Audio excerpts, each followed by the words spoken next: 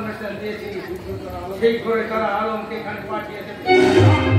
মানে আলম মাস্টার দিল না, কি বলো সে বড় শয়তান? আমার যাওয়ার সময় নেই।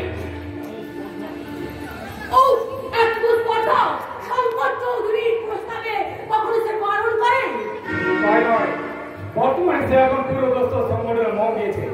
আমি তাকে সাহায্য করার জন্য বহু রকম চেষ্টা করছিলাম স্যার, কিন্তু কিছুতেই কিছু করতে পারিনি। আমি ফেল। না করবান এই করে চলে না।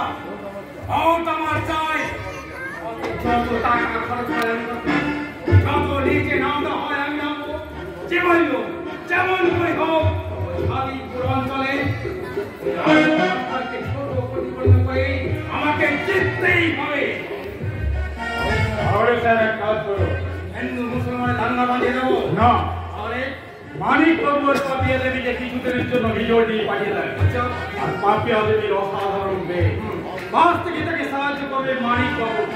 ব্যাস ওই নারী ঘটিত ব্যাপারকে আলম মাস্টারকে টাইট করা যাবে। পাপিয়া আরে চলে রেডি দাদা। শোনো তো মনালি, আজ এখনই তুমি হিরোডি ফিরে যাও, গিয়ে ধর্মেশ্বর হনুমান ধর্মেশ্বরকে বলবে সেটা বাংলো সাজিয়ে বুঝিয়ে রাখি। Yes, sir.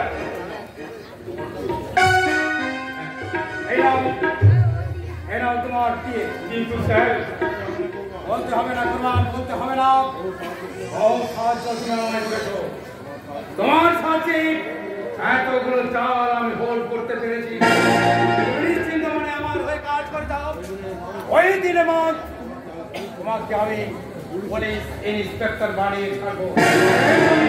যদি করেন, হতে পারি যদি আমি ইন্সপেক্টর অফ পুলিশ, তাহলে আমি আপনাকে অর্ডার দিয়ে যাচ্ছি স্যার, আলম মাস্টারের প্রভাব থেকে তামাম ছাতিমপুর অঞ্চলকে বিচ্ছিন্ন করে সেখানকার সব কোটি ভোট আমি আপনাকেই পাই দেবো স্যার।